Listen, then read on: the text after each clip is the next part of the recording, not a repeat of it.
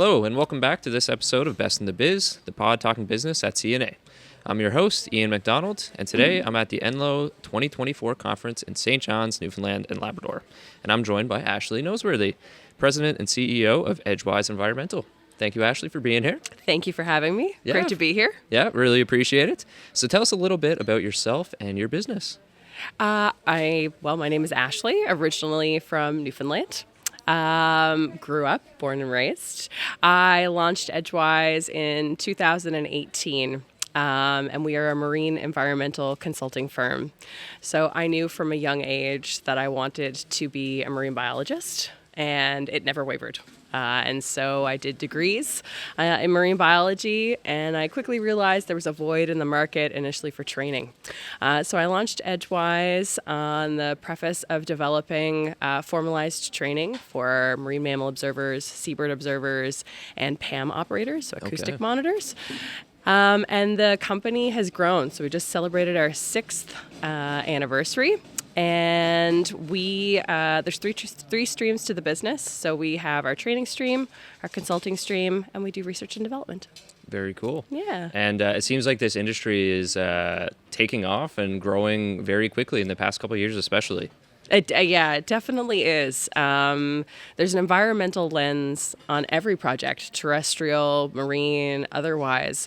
And I think it's definitely more in the public eye as well, that we want to make sure that we're doing the best we can by nature. Yeah, for sure. So I understand you employ 2 CNA students. I do, actually. So one of them was recently graduated. Okay. One of them is currently going through a computer science program. Awesome. But we have been hiring CNA students for a couple of years now.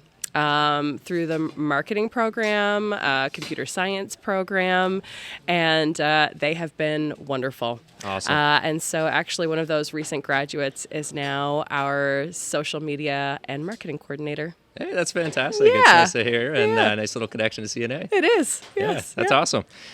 So in your career profile with Let's Talk Science, you talked about how your business idea kind of sat in your head for about 8 years. Mm-hmm. What was the launching point? What made you turn that idea into something more real? Yeah, that's a great question.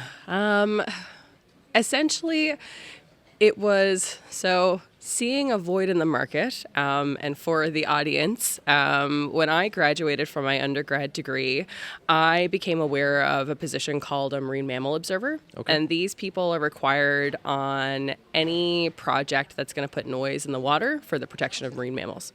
And this is according to legislation and regulation. Gotcha. And when I did that training, I had to go to the UK, and I didn't understand why I couldn't do it in Canada. And I realized very quickly there was a void in the market. And I recognized that in 2010.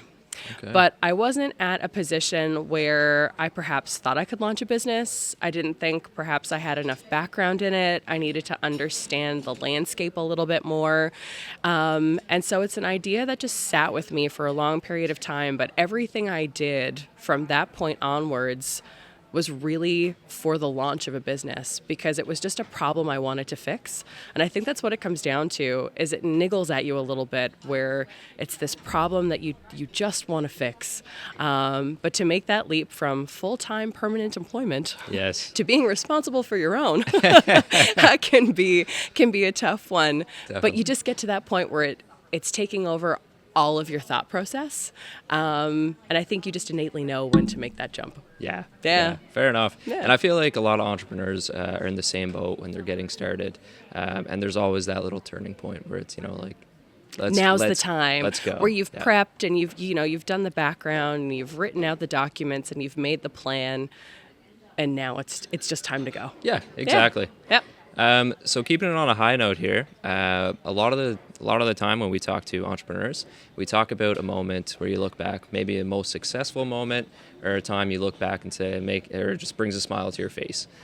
So what's that moment for you? And can you talk a little bit about it? Oh, there's been a few moments, I think. I'll go through a little bit of like the highlight reel, kind of right from the beginning. So obviously the first time we launched a course, that was really powerful. Yep. The first time we got a call to do some training in BC. Oh, wow. Yeah, that was a big one. Very cool. Our first international project, that was in the Mediterranean. So that was, nice. yeah, that was a really pivotal moment when, okay, now all of a sudden we can confirm that we have gone international. Yep.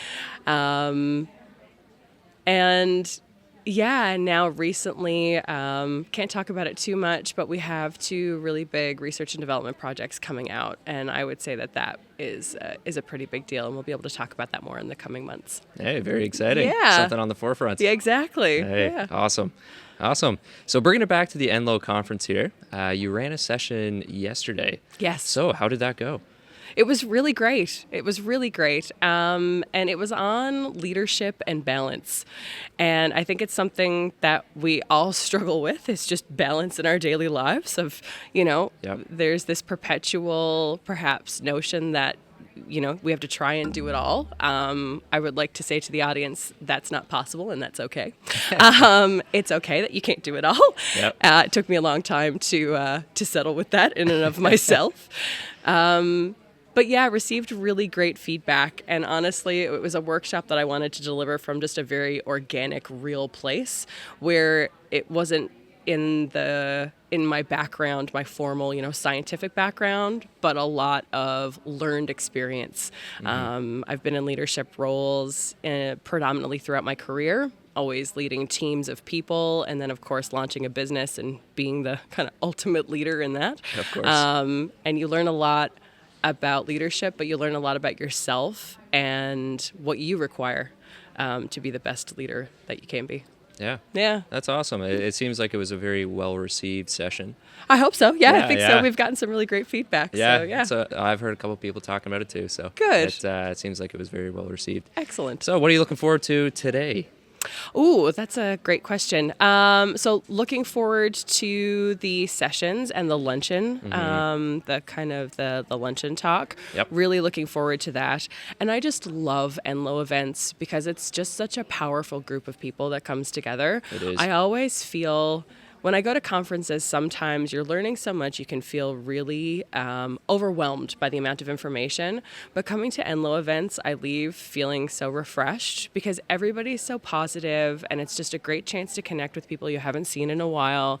And so I think that's the thing I look forward to most over the past 2 days is just reconnecting and that feeling of refreshment. And you just feel like a little bit on a high. You feel pretty powerful when you leave an Enlo event. Yeah, you really do, and Yeah. that's been a common theme to pretty much everyone we talk to. Oh, really? Yeah, Oh, like nice. I didn't know. So, yeah, the energy's been great. Yeah. Some great partnerships being created, and like you said, the community sense at this Nice. event is very high. It is. It Yeah. really is. And it's nice because it's people coming from all different business sectors. It's Yep. not just one particular industry, for example. Exactly. And so it's nice that you can just have those organic conversations and it's not necessarily vested directly in your industry. Yeah. It's refreshing. It's really nice. Yeah, it really is. Yep.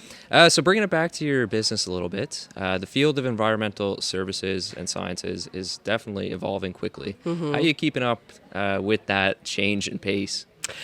Yeah. Well, I mean, we're always keeping an eye on regulation and legislation. We're very driven by that. And so a lot of our consulting services and even our training is really driven by what are the rules of the road in terms of, the government of Canada. Yeah. At the same time, we're also looking at best practices. So I am very much of the mindset of innovation. Yep. And constantly evolving, and that applies to services as well, not just products. And so we are always looking at what other countries are doing in these particular industries and environmental industries, and how can we adopt that into Canada? Yep. How can we employ that? How can we morph that into something innovative in our ecosystem? And so a lot of that has to do with networking Yep. and attending and being in those places. And so that's why you tend to see on our socials that we're kind of here, there, and everywhere, is because because we want Newfoundland and Canada to be at the forefront of of environmental.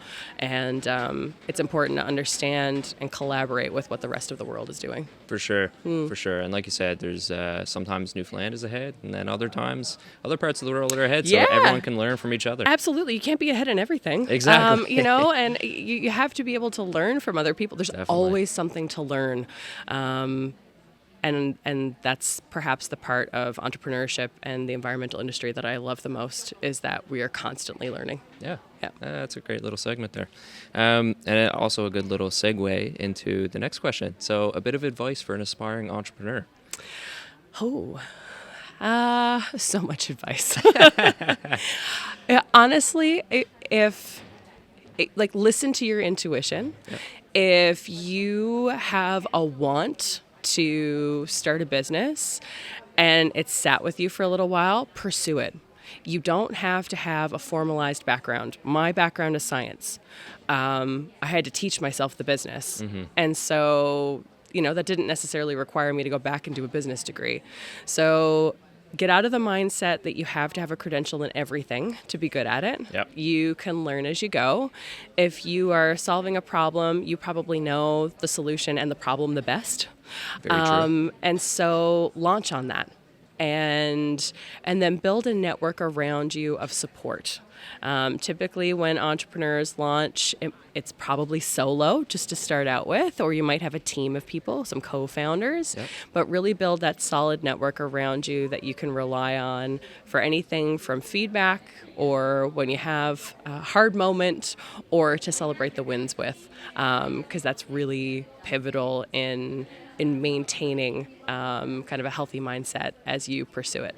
Yeah, for sure, and that's some great advice. And Enlo is one of those organizations where you can bounce some ideas exactly. off of, so. Yes, yeah, and there's lots of organizations around, but Enlo is one of those where you can go and sit and even from the very preliminary stages of I have an idea, what do I do? They will sit with you and help you draw out a business plan. I've seen other people go through that process, so there are resources around that if you're not quite sure how to start, but you have something you want to solve, reach out. There's no harm in asking a question. Yeah, definitely. And the business community in Newfoundland and Labrador is always very willing to help, I would say. I think so, yes, absolutely. Yeah, for the most part, it seems like everyone wants to see each other succeed. So yes. It's great. Yep. So last question here. Where can listeners find a bit more about your business? Yeah, so you can find us online on our website, www.edgewiseenvironmental.com.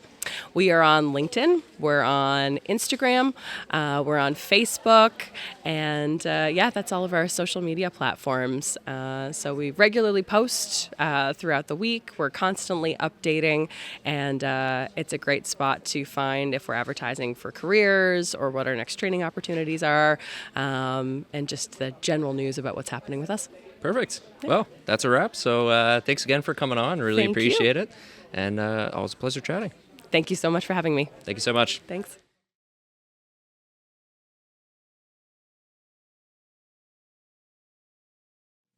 Time for takeaways. So here's what Ashley said, summarized. First, solve your problem you want fixed.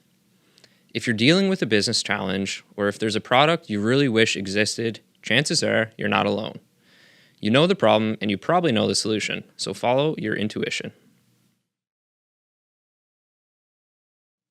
Number 2, learn as you go.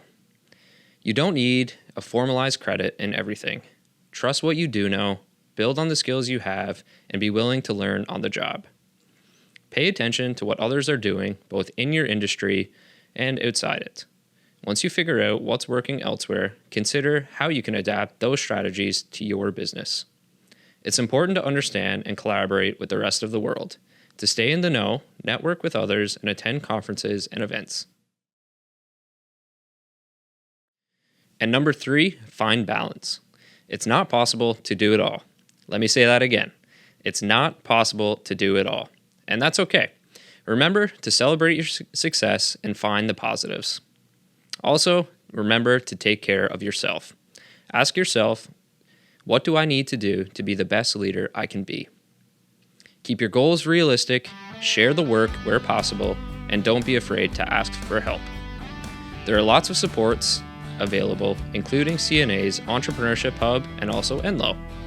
Thanks for listening, and check back for episode 4, dropping Wednesday, October 9th.